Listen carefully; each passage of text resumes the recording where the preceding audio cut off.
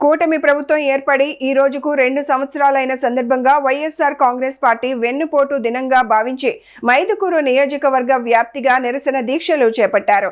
కూటమి ప్రభుత్వం ఏర్పడి సుమారు 2 సంవత్సరాలు అవుతున్న సందర్భంగా ప్రజలకు ఎటువంటి పథకాలు అందించలేదని, మేనిఫెస్టోలో ఏమో సూపర్ 6 అని చెప్పి తర్వాత సూపర్ 7 అని కూడా ప్రజలను మోసం చేసి ఓట్లు దన్నుకున్న తర్వాత ప్రజలకు ఎటువంటి పథకాలు అందకుండా చేస్తుందని వైఎస్ఆర్సీపీ నాయకులు కొట్టే ప్రయత్నంపై మండిపడ్డారు. ఈ సందర్భంగా వైఎస్ఆర్సీపీ కార్యకర్తలు కాజీపేటలో నిరసన దీక్షలు చేపట్టారు. ప్రజలను వంచించి ప్రజలను మోసం చేసి అధికారంలోకి వచ్చినటువంటి కూటమి ప్రభుత్వం రెండేళ్లైంది కాబట్టి 2 ఏళ్ల నుంచి ప్రజలకు ఏ విధంగా ఇవ్వాల్సిన హామీలు నెరవేర్చకుండా ప్రతి ఒక్క హామీ వాళ్ళు ఇచ్చిన ప్రతి ఒక్క హామీని కూడా నెరవేర్చకుండా ఇంతవరకు చేసి 2 ఏళ్లైనంత సందర్భంగా చంద్రబాబు వెన్నుపోటు దాడని ప్రజలకు తెలియజేయాల్సిన అవసరం ఎంతైనా ఉంది. కాబట్టి ఈ రోజు 2 సంవత్సరాలు పూర్తయిన సందర్భంగా కాజీపేట మండలంలో వైఎస్ఆర్సీపీ నాయకులందరూ కలిసి వెన్నుపోటు దినోత్సవాన్ని జరుపుకోవడం జరుగుతుంది.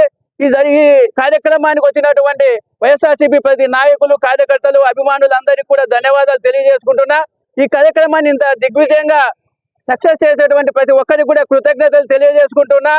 అలాగే జగన్మోహన్ రెడ్డి గారు ఇచ్చిన హామీలు ఎలా నెరవేర్చారు, మీరు ఎందుకు నెరవేర్చలేకపోతున్నారు అనేది ప్రజలకు తెలియాల్సిన అవసరం ఉంది. ప్రజలకు తెలియజెప్పాల్సిన అవసరం కూడా వైఎస్ఆర్ కాంగ్రెస్ పార్టీ తరఫున ఉంది.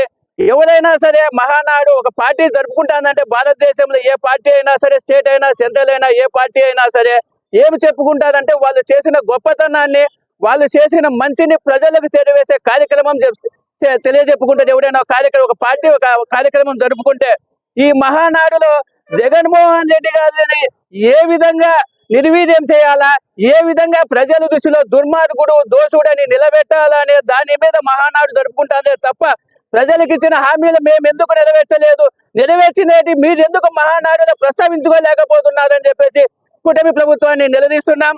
అలాగే ఈ మధ్యన మన కడప జిల్లాలో మన ఎంపీ అవినాష్ రెడ్డి గారి బీటెక్ రవి గారు చాలా విమర్శిస్తూ వస్తున్నారు. మా నాయకుడి గురించి మేము గొప్పలు చెప్పుకుంటే ఏముంది, మా నాయకుడి గురించి మేము గొప్పలు చెప్పుకోవాల్సిన అవసరం లే. ఉమ్మడి కడప జిల్లాలో 10 నియోజకవర్గాలు ఉన్నాయి. 10 నియోజకవర్గాల్లో కూటమి ప్రభుత్వం అంటే టీడీపీ ప్రభుత్వం మండల నాయకుల్ని పిలిపించుకొని నువ్వే ఒకసారి వైఎస్ అవినాష్ రెడ్డి అంటే ఏంది అని అడుగు. వైఎస్ఆర్సీపీ నాయకుడు కానీ జెండా ఎగురేసుకొని తిరుగుతున్నారంటే కేవలం కారణం వైఎస్ అవినాష్ రెడ్డి. అటువంటి అవినాష్ రెడ్డి గారిని మీరు తక్కువ చేసి మాట్లాడినా, తక్కువ చేసి చూసినా భవిష్యత్తులో చాలా ఇబ్బందులు పడతారని చెప్పేసి బీటెక్ రవి గారు కూడా తెలియజేసుకుంటున్నా. అలాగే కూటమి ప్రభుత్వం ఇప్పటికైనా సిగ్గు తెచ్చుకొని ప్రజలకు ఇచ్చిన హామీలు నెరవేర్చాలని చెప్పేసి మా వైఎస్ఆర్సీపీ నాయకులందరి తరపున గట్టిగా అధికారానికి వచ్చినారు. చెప్పిన హామీలన్నిటి కూడా ఈ రోజు నెరవేర్చినటువంటి నీచ నికృష్టులు చంద్రబాబు నాయుడు, అదే విధంగా సిగ్గు శరం లేనటువంటి చంద్రబాబు నాయుడు, లోకేష్ బాబు, పవన్ కళ్యాణ్ వీళ్ళు ముగ్గురు కూడా కూటమి నేతలుగా చెప్పినటువంటి వాగ్దానాలు నెరవేర్చినటువంటి దుర్మార్గులు అన్నటువంటి విషయాన్ని అందరూ గమనించాల్సినటువంటి అవసరం ఉంది.